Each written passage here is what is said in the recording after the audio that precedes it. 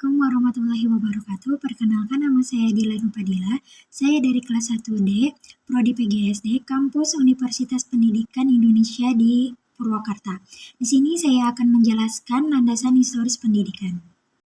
Baik, di sini secara umum pendidikan merupakan segala pengalaman belajar yang berlangsung dalam segala lingkungan dan sepanjang hidup.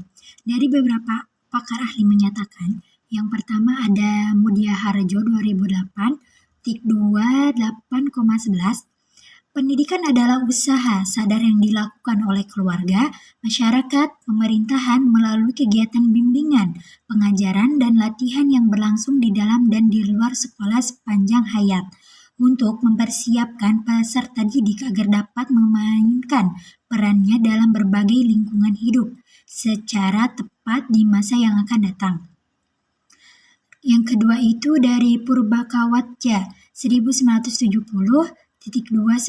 Pendidikan adalah mencakup segala usaha dan perbuatan dari generasi tua untuk mengalihkan pengalamannya, pengetahuannya, serta keterampilannya kepada generasi muda untuk memungkinkannya melakukan fungsi hidupnya dalam pergaulan bersama dengan sebaik-baiknya. Baik, dari kutipan tersebut kita bahwa mengetahui pendidikan tidak lepas dari sejarah dan pendidikan merupakan pewarisan budaya dari generasi ke generasi sebagai transformasi informasi generasi muda dalam proses pendewasaan berdasarkan pengalaman yang diperoleh dengan bercermin dari sejarah tersebut untuk menjadi lebih baik lagi di masa yang akan datang. Baik, selanjutnya adalah pengertian historis. Sejarah atau historis adalah keadaan masa lampau dengan segala macam kejadian, atau kegiatan yang didasari oleh konsep-konsep tertentu. Yang dimaksud dengan landasan historis pendidikan adalah sejarah pendidikan di masa lalu yang menjadi acuan terhadap pengembangan pendidikan di masa kini. Landasan historis pendidikan nasional Indonesia merupakan pandangan ke masa lalu atau pandangan retrospektif. Pandangan ini melahirkan studi-studi historis tentang proses perjalanan pendidikan nasional Indonesia yang terjadi pada periode-periode tertentu di masa yang lampau. Dengan demikian, setiap bidang kegiatan yang ingin dicapai manusia untuk maju pada umumnya dikaitkan dengan bagaimana keadaan bidang tersebut pada masa yang lampau. Demikian juga halnya dengan bidang pendidikan. Sejarah pendidikan merupakan bahan pemandu untuk memajukan pendidikan suatu bangsa. Sejarah telah memberi penerangan, contoh, dan teladan bagi manusia yang diharapkan akan dapat meningkatkan peradaban manusia itu sendiri di masa kini dan masa yang akan datang. Selanjutnya, sejarah pendidikan di dunia. Sejarah pendidikan dunia yang memberikan pengaruh pada pendidikan zaman sekarang meliputi zaman-zaman. Yang pertama itu zaman realisme, gerakan menolak bentuk seni tradisional, sastra, dan organisasi sosial karena ketinggian zaman setelah pencerahan dan revolusi industri. Sedangkan prinsip-prinsip pendidikan dikembangkan pada zaman ini meliputi yang pertama, pendidikan lebih dihargai daripada pengajaran. Yang kedua, pendidikan harus menekankan aktivitas sendiri. Yang ketiga itu, penanaman pengertian lebih penting daripada hafalan. Yang keempat itu, pelajaran disesuaikan dengan perkembangan anak. Yang kelima itu, pelajaran harus diberikan satu persatu dari yang paling mudah. Yang keenam itu, pengetahuan diperoleh dari metode berpikir induktif, mulai dari menemukan fakta-fakta khusus, kemudian dianalisa sehingga menimbulkan simpulan, dan anak-anak harus belajar dari realita alam. Yang ketujuh itu ada pendidikan bersifat demokratis dan semua harus mendapatkan kesempatan yang sama untuk belajar. Yang kedua itu ada zaman rasionalisme.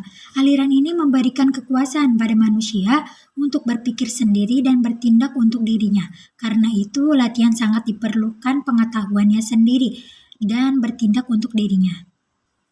Paham ini muncul karena masyarakat kekuatan akalnya dapat menumbangkan kekuasaan kepada Raja Prancis yang memiliki kekuasaan absolut. Teorinya yang terkenal adalah teori Leon Tabula Rasa, yaitu mendidik yang seperti menulis di atas kertas putih dengan kebebasan dan kekuatan akal yang dimilikinya.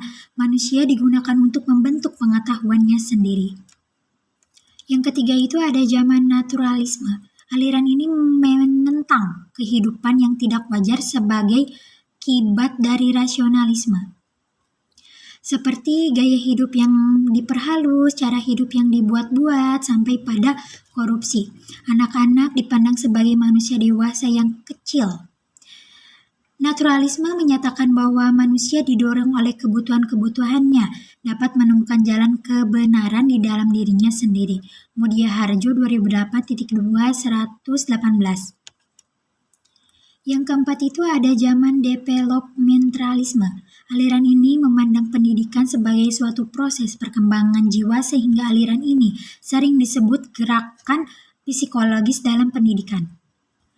Konsep pendidikan yang dikembangkan oleh aliran ini meliputi yang pertama mengaktualisasi semua potensi anak yang masih laten, membentuk watak, susila, dan kepribadian yang harmonis serta meningkatkan derajat sosial manusia. Yang kedua itu dari pengembangan ini dilakukan sejalan dengan tingkatan-tingkatan perkembangan anak. Yang ketiga itu pendidikan adalah pengembangan pembawaan yang disertai asuhan yang baik. Yang keempat itu ada pengembangan pendidikan mengutamakan perbaikan pendidikan dasar dan pengembangan pendidikan universal. Yang kelima itu ada zaman nasionalisme sebagai upaya membentuk patriot-patriot bangsa dan mempertahankan bangsa dari kaum imperialis. Akibat negatif pendidikan ini adalah munculnya kaufainisme, yaitu kegilaan atau kecintaan terhadap tanah air yang berlebih-lebihan di beberapa negara, seperti di Jerman, yang akhirnya menimbulkan pecahnya Perang Dunia Pertama. Yang keenam itu ada zaman liberalisme, positisme, dan individualisme. Liberalisme berpendapat bahwa pendidikan adalah alat untuk memperkuat kedudukan penguasa atau pemerintah yang dipelopori dalam bidang ekonomi oleh Adam Smith dan siapa berkuasa yang kemudian mengarah pada individualisme. Sedangkan positivisme percaya kebenaran yang dapat diamati oleh panca indera sehingga kepercayaan terhadap agama semakin melemah. Yang terakhir ada zaman sosialisme. Menurut aliran ini, masyarakat memiliki arti yang lebih penting daripada individu. Kata Nartop mengatakan, individu itu ibarat atom-atom yang tidak memiliki arti bila tidak berwujud benda. Begitu pula individu sebenarnya tidak ada. Sebab individu adalah suatu abstraksi saja dari masyarakat, karena itu sekolah harus diabadikan untuk bertujuan-tujuan sosial. Selanjutnya ada sejarah pendidikan di Indonesia. Pendidikan di Indonesia memiliki sejarah yang cukup panjang. Berikut ini adalah uraian dan rincian perjalanan sejarah pendidikan di Indonesia. Tapi saya akan menjelaskan lebih secara rinci dan tidak memperpanjang waktu. Yang pertama itu zaman pengaruh Hindu dan Buddha. Yang kedua itu zaman pengaruh Islam. Yang ketiga itu zaman pengaruh Nasrani, Katolik, dan Kristen. Yang keempat itu ada zaman kolonial Belanda. Yang kelima itu zaman kolonial Jepang. Yang keenam itu ada zaman kemerdekaan awal. Yang ketujuh itu ada zaman Orde Lama. Yang kedelapan itu ada zaman Orde Baru. Dan yang kesembilan itu zaman reformasi. Selanjutnya adalah implikasi dalam praktek pembelajaran bidang studi. Sebenarnya pendidikan yang kita laksanakan sekarang ini masih mengadop pendidikan pada penjajahan kolonial. Mengapa? Karena pembagian mata pelajaran, kurikulum, pembagian kelas-kelas dalam sekolah, serta aspek-aspek dalam pembelajaran lainnya, hal ini menunjukkan implikasi pendidikan yang diterapkan oleh penjajah pada masa lampau yang terus kita kembangkan secara terus-menerus dan berkesinambungan. Seyogianya kita patut bersyukur kepada pendahulu kita yang telah banyak memberikan kontribusi pendidikan di Indonesia. Selanjutnya adalah implikasi sejarah terhadap konsep pendidikan nasional Indonesia. Yang pertama itu, apa sih tujuan pendidikan? Kan diharapkan mampu mengimbangkan berbagai macam potensi peserta didik serta mengembangkan kepribadian mereka secara lebih harmonis. Aspek keagamaan, kemanusiaan, serta kemandirian peserta didik. Di samping itu, tujuan pendidikan harus diarahkan kepada hal-hal yang praktis dan memiliki nilai guna yang tinggi yang dapat diaplikasikan dalam dunia kerja nyata.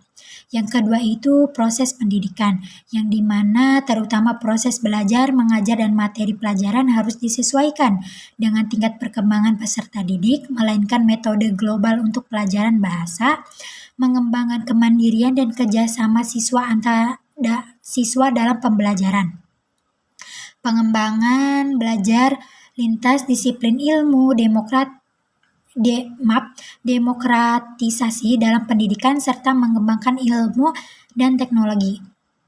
Yang ketiga itu kebudayaan nasional. Pendidikan harus memajukan kebudayaan nasional. Kata Emil Salim dalam Pidarta 2008-249 menyatakan bahwa kebudayaan nasional merupakan puncak-puncak budaya daerah dan menjadi identitas bangsa Indonesia agar tidak telan oleh budaya global. Yang terakhir itu ada inovasi pendidikan. Inovasi ini harus bersumber dari hasil-hasil penelitian pendidikan di Indonesia, bukan hanya sekedar konsep-konsep dari dunia barat, sehingga diharapkan pada akhirnya membentuk konsep-konsep pendidikan yang bercirikan Indonesia. Setelah penjelasan dari landasan historis pendidikan, kurang lebihnya saya meminta maaf. Burung Cendekiawan, Burung Cendrawasih, cukup sekian dan terima kasih.